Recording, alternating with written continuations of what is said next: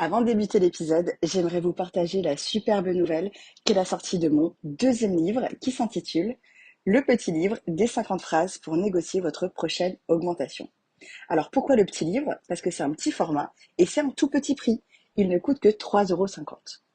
Qu'est-ce que vous allez trouver dans ce livre? Eh bien, un condensé de ma répartie légendaire.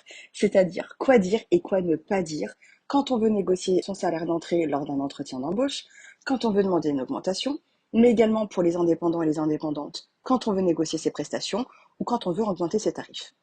Le petit livre des 50 phrases pour négocier votre prochaine augmentation, c'est un tout petit format à glisser dans votre poche ou dans votre sac, l'anti-sèche parfaite pour vous permettre d'obtenir votre prochaine augmentation. Il ne coûte que 3,50 €, il est disponible en ligne et dans n'importe laquelle des librairies.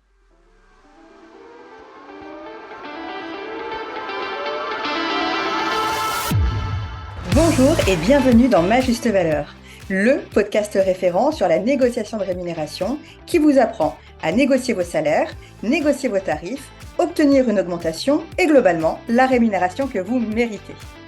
Je suis Insa Felassini, experte et coach en négociation de rémunération, mais également juriste, autrice, conférencière, youtubeuse, féministe militante pour l'égalité salariale et créatrice de ce podcast.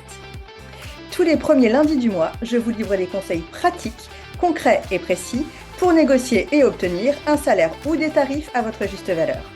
Je reçois également une fois par mois des invités de tout horizon avec lesquels j'explore la relation que les femmes entretiennent avec l'argent et dessine des solutions pour vous décomplexer sur le sujet et vous donner des ailes pour oser en gagner plus. Je suis convaincue que la liberté économique des femmes annonce et précède leur liberté politique. Et si vous écoutez ce podcast, c'est tout sauf un hasard. Alors, en avant toutes mesdames et bienvenue dans Ma Juste Valeur. Dans l'inconscient collectif, les personnes qui arrivent à être payées à leur juste valeur, qu'elles soient hommes, femmes, salariés, indépendantes, entrepreneurs ou même fonctionnaires, sont ces personnes qui ont ce petit bout de gène en plus, le gène de la confiance en soi. Ces personnes, triées sur le volet par la loterie de l'univers et de la génétique, arriveraient sur Terre avec ce talent inné, cette capacité, cette compétence et cette chance d'être en mesure d'obtenir tout ce qu'elles souhaitent, puisqu'elles ont ce don de naissance, ce pouvoir magique qu'est la confiance en soi. Et comme vous toutes, moi j'ai grandi avec cette idée que contrairement à certaines filles ou certains garçons de ma classe, puis ensuite de ma promotion et encore ensuite de mon entourage professionnel, moi j'avais pas hérité de ce don-là. Et comme je ne faisais pas partie de ces happy few, je devais me résigner à vivre une vie et avoir une rémunération en dessous de ce que j'espérais, de ce que je souhaitais et de ce que je méritais vraiment. Alors, le hic dans cette histoire, c'est que moi je l'achète pas. Moi, cette légende urbaine de la confiance en soi, je la trouve fausse, je la trouve surfaite et je la trouve fataliste. Et je peux vous affirmer avec certitude qu'après 10 ans à enseigner aux femmes comment défendre leur juste valeur, après un tour de France et un tour de monde de la négociation de rémunération, et plus de 5000 femmes formées à l'exercice, que la négociation de rémunération, ça n'a rien à voir avec la confiance en soi. En revanche, la négociation de rémunération, ça a tout à voir avec le courage d'oser défendre ses intérêts. Je m'explique. Il y a quelques semaines, je suis tombée sur cette phrase dans un bouquin de J.K. Rowling, un de ces bouquins de la saga Harry Potter, qui en substance disait ceci. Il faut beaucoup d'énergie pour s'opposer à nos ennemis, mais pas autant que s'opposer à nos amis. Et cette phrase-là, je dois vous dire qu'elle m'a fait l'effet d'une décharge électrique, tant je l'ai trouvée criante de vérité. Parce qu'en réalité, quand vous négociez vos tarifs, quand vous négociez vos salaires, ou quand vous négociez même avec votre partenaire qui va coucher le petit ce soir, vous ne négociez pas avec des ennemis, vous n'êtes pas en territoire hostile à échanger des coups de fusil. En réalité, la plus grande majorité de votre temps, vous êtes face à des managers que vous aimez bien, vous êtes face à des clients avec qui vous avez des bonnes relations, et parfois même face à des amis qui vous demandent de travailler gratuitement. C'est pourquoi il vous est autant difficile d'oser demander, d'oser vous affirmer et d'oser leur imposer aussi de vous rémunérer à votre juste valeur. Parce qu'au fond, on a toute cette peur en nous de déplaire, cette peur qu'on a de heurter les autres et de mettre en péril les relations de confiance qu'on a mis du temps et de l'énergie à construire. Parce qu'in fine, c'est de ça dont il s'agit quand on parle de négociation de rémunération.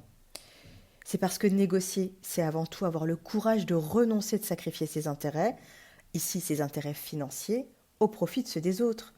Et ça, malgré tout l'amour qu'on peut leur porter, et malgré aussi l'image que l'on risque de leur renvoyer. Et c'est pour cela que je vous parle de courage et de confiance en soi. C'est parce qu'il ne faut pas tant avoir du talent ou un dent de naissance pour oser sortir du rang, pour oser sortir de ses conventions sociales, pour arrêter de toujours jouer au contorsionniste en essayant d'accommoder tout le monde au détriment de nos propres intérêts. Négocier, c'est avoir le courage de dire non, de dire stop, de dire ok, mais pas comme ça. C'est aussi avoir le courage de s'opposer, parfois à des gens qu'on apprécie, et même si c'est pacifiquement. Négocier, c'est des petits actes de courage que l'on pose à chaque fois et que l'on ose faire et qui vont nous aider à grandir et qui vont nous rapprocher à chaque fois un peu plus d'une carrière et d'une vie à notre juste valeur. Et c'est justement en travaillant ce muscle du courage, en prenant la ferme décision que peu importe le temps que ça vous prendra, vous êtes résolu à aller dans cette direction, même si cela implique d'avancer par des tout petits pas. C'est comme cela que vous allez opérer votre transformation de Madame j'accepte tout en Madame je n'accepte rien en dessous de ma juste valeur. Alors mesdames, je ne vais pas vous inviter à avoir confiance en vous. Ce que je vais plutôt faire, c'est de vous inviter à développer votre muscle du courage, à oser demander, à oser vous affirmer et vous imposer, malgré la peur que cela peut susciter parfois, car vous méritez plus que tout de vivre une vie et d'avoir une carrière à votre juste valeur.